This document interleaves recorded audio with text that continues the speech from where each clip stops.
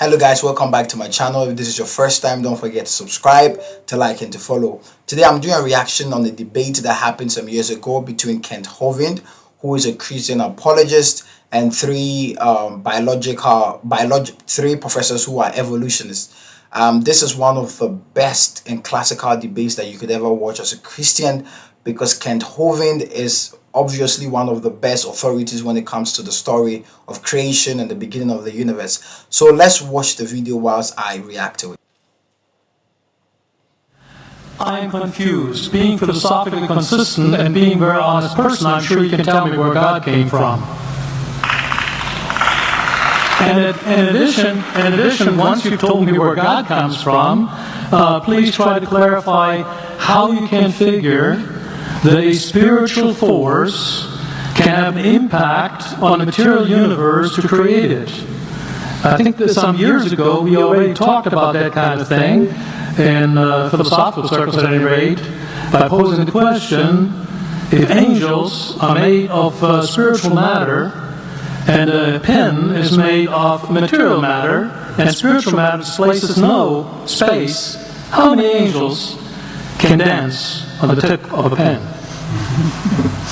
I have a sense of sort of reversal experience here, but please do, go ahead. You got 5 minutes. So the question that the professor is asking Kent Hovind is that, because prior to this part, Kent Hovind had taken the position that the universe was created by God and the universe is not evolved, and so the concept of evolution was not a legitimate or a cognitive way of seeing how the universe began, because he felt like there is no adequate evidence to the fact that the universe evolved or something. So he believes that God created the universe, and so in responding to that assertion, the professor is now asking Kent Hovind, if God created the universe, then who created God? And if God is immaterial, meaning that if God is invincible, then how can an invisible, immaterial God have an impact on this material world? So that's the question that he asked him. Now, I just want to know which question. That's all right. You may take the rest of the minute. We're supposed to do one question at a time. Which one would you like? That was part of the format for the debate. So which I want you to fill in the story of the rest of the beginning of the universe. God, spiritual matter, impact on material matter. Okay. So 2 questions. All right. Good. All right. Your question, where did God come from, assumes that you're thinking of the wrong. Obviously, it displays that you're thinking of the wrong God, because the God of the Bible is not affected by time, space, or matter. If he's affected by time, space, or matter, he's not God.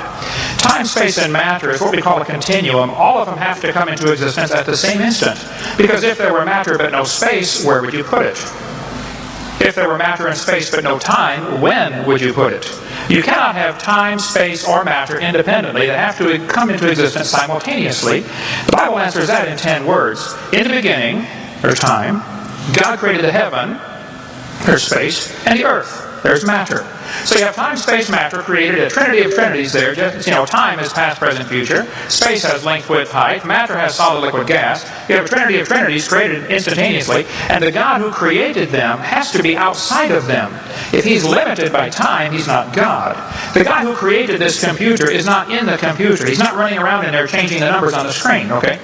The God who created this universe is outside of the universe. He's above it, beyond it, in it, through it. He's unaffected by it. So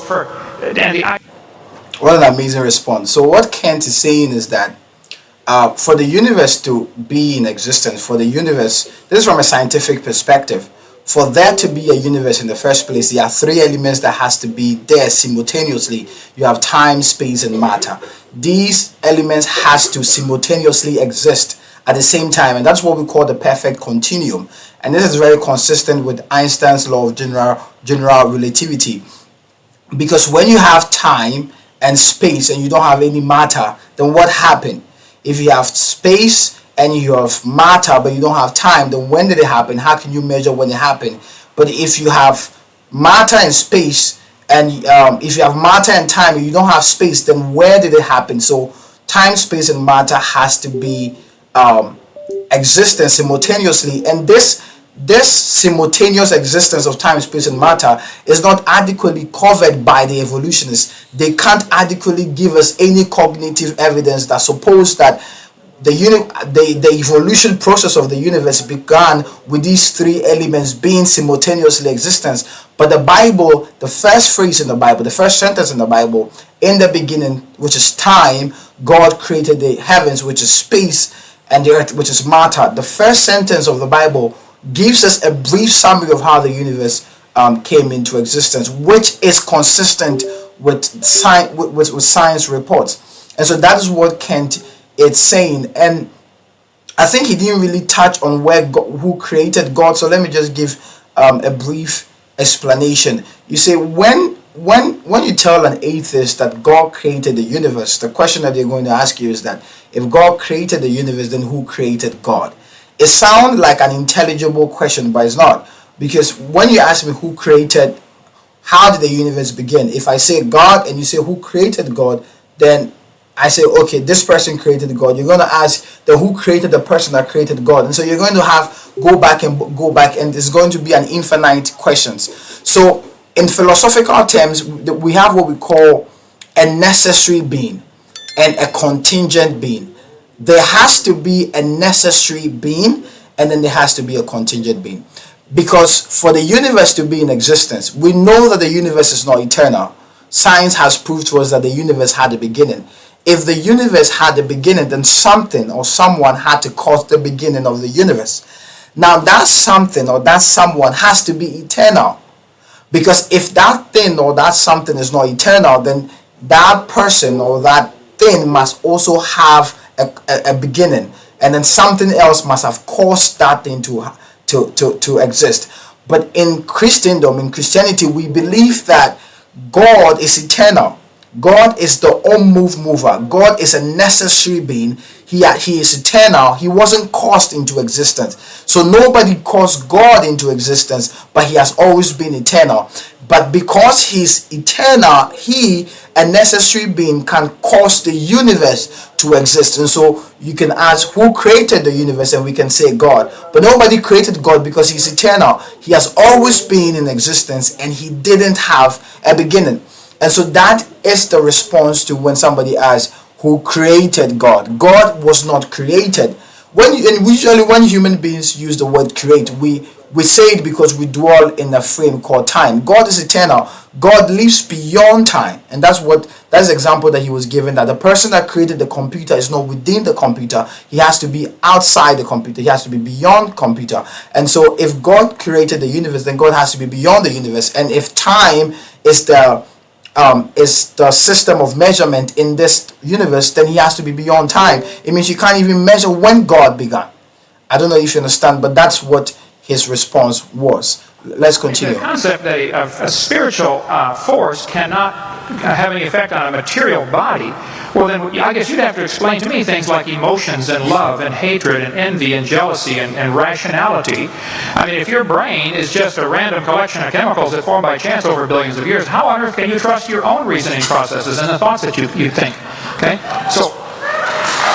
And then the second question, that how can an immaterial being, which is God, have an impact on a material being? That's what Kent is saying, that the most important things that governs men or governs the human race are immaterial. Happiness, joy, love, peace, hatred. All these things are immaterial. Adolf Hitler was responsible for the death of about 55 million people.